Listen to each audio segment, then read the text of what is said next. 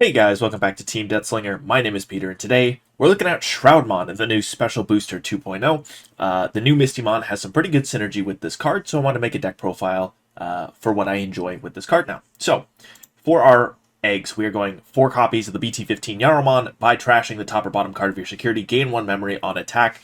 This is going to be able to trigger the Mistymon on suspend effect, and we have some funny little trash effects in our security that we'll look to abuse with this inheritable. We also have the Wizardmon that can get us a memory off of this, so this is going to be kind of instrumental in gaining some value in this deck. We are on 4 copies of the BT15 Salamon. Start of your main, if you have 3 or more security cards, you may add the top card of your security stack to the hand. If you have 2 or fewer, you place a yellow Digimon with the vaccine trait from your hand at the top or bottom of your security. The really nice thing about this is that it's going to either allow us to manipulate our security and actually reduce the number of cards in security to try and get Shroudmon closer to the 3-card threshold, or it's going to let us put our vaccines back in security to bolster up the security a little bit. We don't have that many targets, but we do have enough that this effect does come up and can stop us from losing the game. The inheritable is also quite nice, being able to give minus 2k to an opponent's Digimon all turns when a card is removed from your security. So we are going to be able to dish out that minus 2k in a couple of different circumstances that might come up. Then we're going 4 copies of the EX6 Salamon. Start of your main phase, if you have a purple Digimon or Tamer, gain a memory. Shroudmon is yellow-purple, so this has the opportunity to trigger. And then when attacking one of your opponent's Digimon, gets minus 2k for the turn. Again, with the minus 2k DP inheritable. Doesn't seem like a lot, but it does come up sometimes. Then we are rounding out our rookies with 2 copies of ST19 Junkmon. I really like the barrier inheritable to stop us from getting swung back over. So just 2 copies of the card is fine. For our level 4s, I'm on 2 copies of BT8-Angemon. Your turn when this Digimon would Digivolve if you have 3 or fewer security. Recover 1. This does cost 3 to Evo, but that recovery effect is actually pretty clutch. We do have quite a few trash effects for our security, and we want to make sure that even though we are trashing security, that we are able to recover our security and actually stop ourselves from dying, which is kind of something that Shroudmon struggles with in the past. If you go full indexing into trying to get those deletion effects, it can be really easy for the opponent to swing back and kill you. So this is going to help us mitigate that. When attacking also bounces a level 3 to your opponent's hand if you have 3 or more security, which does come up and removes floodgates. For our level 4s, we are borrowing the Wizardmon package from the new Dynasmon support. So we have the BT6 Wizardmon that says when a card is removed from your security, you gain a memory. So this is a good way to get 2 memory in conjunction with our Nyaromon egg. And then we are running 4 copies of the Wizardmon X-antibody. On play when Digivolving, add your top security card to the hand. Then if Wizardmon or X-antibody is in this card's sources, you place a yellow or purple option card with cost 5 or less from your hand as the bottom security card. Now, with this effect, the protection effect doesn't come up, just heads up. But with this effect, what we're looking to abuse here is Odin's Breath, because we have the opportunity to trash cards from our security and actually make sure that Odin's Breath is the bottom card from our security. So that is super, super clutch, and it guarantees that Odin Breath will likely see 6 or less cards in security to activate its really gross effect. This was super close to being able to work with Thunderflame Crusher, which is Shroudmon's signature option. Unfortunately, it is a 6-cost option, and I was really, really hoping that that would work, because that would be so hilarious, being able to manipulate the Thunderflame Crusher into security and dole out minus 15k. But Bandai thought about that, so we are settling for Odin's Breath.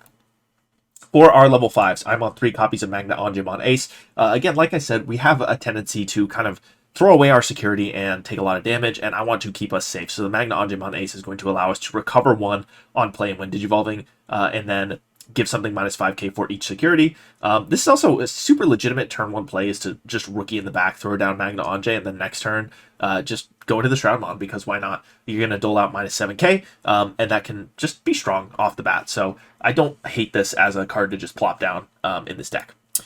Now the new synergy here is 4 copies of the BT18 Mistymon. This is our main level 5. It has barrier. On play when Digivolving, by trashing your top security card, change the original DP of 1 Digimon to 6k until the end of your opponent's turn. Why is this significant? Shroudmon traditionally has kind of struggled to make its DP reduction effect meaningful, or you had to play the fine line between being at 3 security to actually get the delete and unsuspended Digimon effect. Now with this card, Shroudmon is really, really, really good when you have more than 3 security, because this makes your opponent's Digimon 6k DP, and Shroudmon doles out minus 7k. So now Shroudmon just reads delete a Digimon regardless of what your security is at. So we are looking to abuse that with Mistymon. And then we have all turns when a card is removed from your security stack, you may unsuspend this Digimon.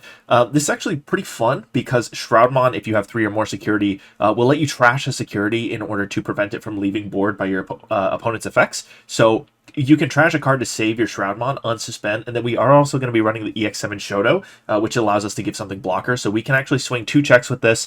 The opponent does something to remove Shroudmon. We can either let it go to get the recovery effect on Shroudmon, or we can trash the security, save it, and then we have an active blocker on the board, which is super nice. For our level 6s, 2 copies of ShadowSeraphimon ACE, new ace in the special booster. It has blocker on plane when digivolving, de-digivolve 3 on one of your opponent's Digimon, which is insane just in and of itself. And then all turns when an attack target is changed, one of your opponent's Digimon gets minus 5k for the turn. If by some miracle of God this winds up on the board while your Shroudmon is on board and you have Shoto set up, your opponent is just in for a world of hurt. You have a really obnoxious board that they get to deal with, and that's the reason why this is the other level 6 in this deck.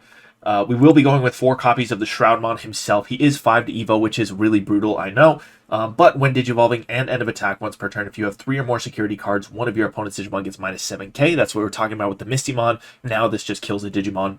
And then if you have 3 or fewer, delete one of their unsuspended Digimon. Kind of the nice thing about this too is if we're setting up trainings to make sure that we can promote a level 4, go into the Mistymon, and then Shroudmon same turn to remove a threat on the board, that actually allows us more opportunities to set up because we only have to get up to level 4 in raising to actually make that play live. So it's totally reasonable for us to go up to the 4 in raising, start putting down Tamers, put down trainers, and then when your opponent has a board that they want to break, that's when you hit the go button, you promote, go into the Mistymon, Evo into the Shroudmon, and do your stuff.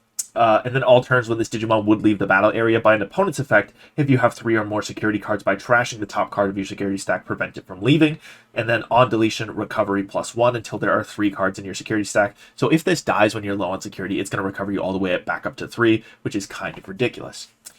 We are on 1 copy of Ruin Mode. Again, this is just, we have so many ways to kind of minus DP in this deck. Ruin Mode feels a little silly not to run. This is perfectly viable as a way to finish something off. If you don't get the Mistymon 6k DP change, and you're just stuck with the minus 7k on the Shroudmon, you can just Ruin Mode, and now something is minus 12k, and they're probably not promoting this turn.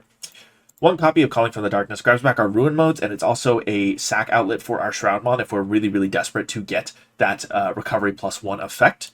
4 copies of Odin's Breath. Like I said, we can manipulate this into security with Wizardmon X. If it's trashed, we get to activate the main effect, and then the main effect is one of your opponent's Digimon gets minus 3k until the end of your opponent's turn. If there are 6 or fewer cards in both player security, all of your opponent's Digimon gain security attack -1 until the end of your opponent's turn. And that has a tendency to make this deck feel like you're setting up, your opponent is starting to roll you, you promote, and you start setting up these Odin Breaths in your security, and your opponent just struggles to make progress against you. You start pulling out the recovery cards, the deletion effects with the Shroudmon, the security -1 effects, and it becomes really difficult for your opponent to make some progress against you. So 4 copies of the Odin's Breath feels mandatory. 2 copies of Blinding Ray, trash the top card of your security, gain 2 memory. This card is just really powerful when you're playing a deck like Shroudmon, where you have a 5-cost Evo for your level 6.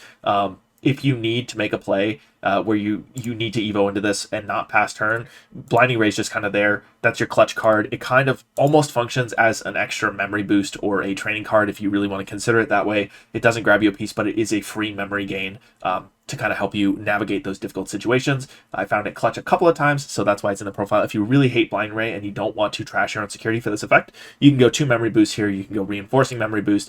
You can change your Tamers around. This is kind of a flexible flexible spot for whatever suits your preference in this deck, but I am an advocate for Blinding Ray here. 4 copies of Physical Training. This is our search package, obviously. 3 copies of Shoto Kazama, like I said. So this is going to gain you a memory, and then it's going to give you something, let you suspend it to give something blocker. This has some really gross synergies with Shroudmon and the Mistymon Inheritable. If the Shroudmon's ever going to go bye-bye, you can then trash the security, unsuspend it, and you have an extra blocker live. Depending on what's going on with this blocker or this barrier inheritable too, it's possible that you can get some double blocks going on and really stop your opponent from making progress against you. So that's why I like it in this deck. I also did play around with the purple Kari in this slot that gains you memory when a security is trashed. That also functions pretty well, but I thought this blocker synergy was just silly enough that I really enjoyed running it.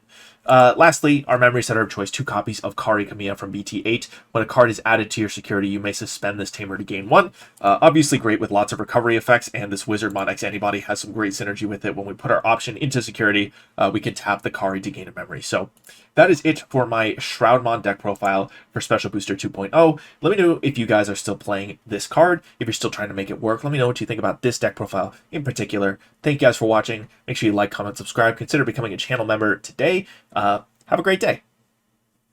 Thank you to our YouTube members for supporting this channel. It's people like Langlong and Big Z11 who make videos like this possible.